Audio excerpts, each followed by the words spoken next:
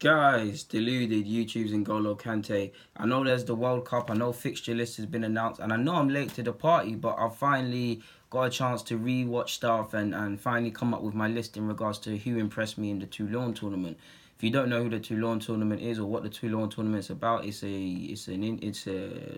I put it? I want to say it's an under-21s competition that's hosted in the south of France, wherever Toulon is in France. England have won it 3 times in a row. I believe Cesc, Wayne Rooney and Cristiano Ronaldo, to name a few, previously have played at it. So Alan Shearer too. So it's a competition where you can see stars of tomorrow. I don't think it's necessarily the greatest tournament, but yeah.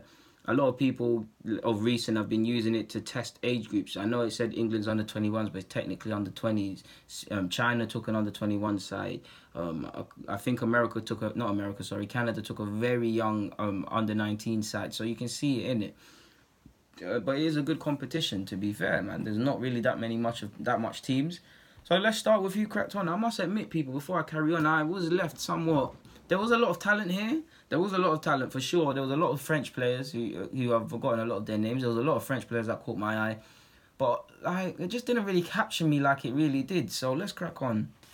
Firstly, the winger Linares of Mexico, he grabbed the goal and 3 assists, I believe.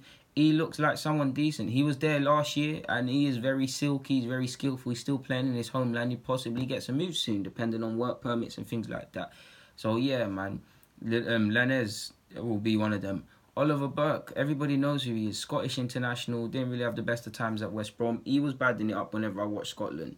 Michael Johnson of Celtic, the winger. I can't lie, when I found out he's 19, I was like, right, you look younger, and I thought I was onto something there. But he's 19 years of age. He's a decent winger. Gave a good account of himself in the Toulon tournament. Lovely goal against Arsenal. Spurs. What am I talking about? England.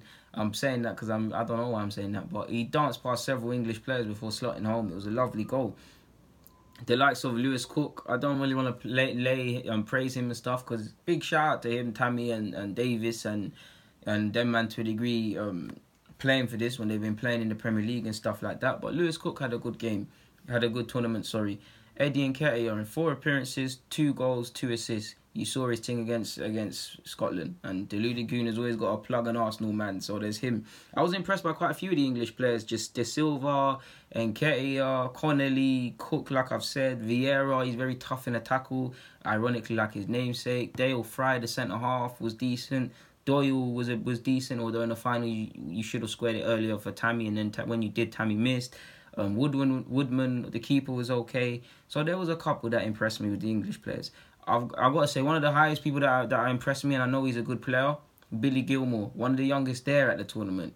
Excellent technical ability. Was for Scotland when they've got 21-year-olds and people like Burke who have played how many games, and he's somewhat still stuck in Chelsea's academy because he's very young. He's one that was standing up to be counted for Scotland, the go-to sort of man, and he looks like he could be a player in the future, and I hope Chelsea give him every possible chance of making it, man, because he's messed. For me, one of the highest recommendations I can give, to be fair.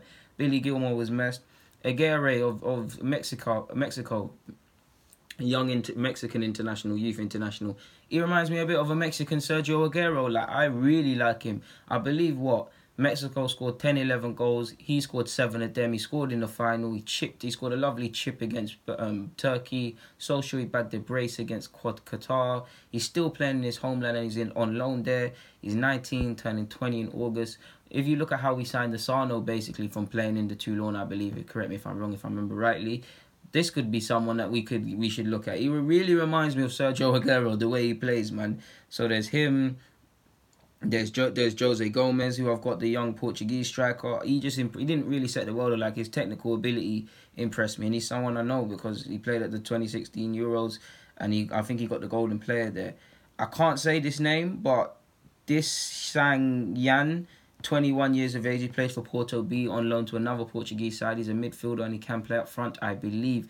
I was impressed with his work rate and his ability to score goals, to be fair. He's 21, so yeah, man, he looked decent. And finally, Kangin Lee.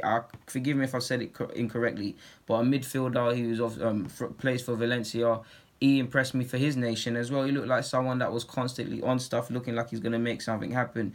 Obviously, a lot of them Mexican defenders, I can't remember any of their names and I should have written them down.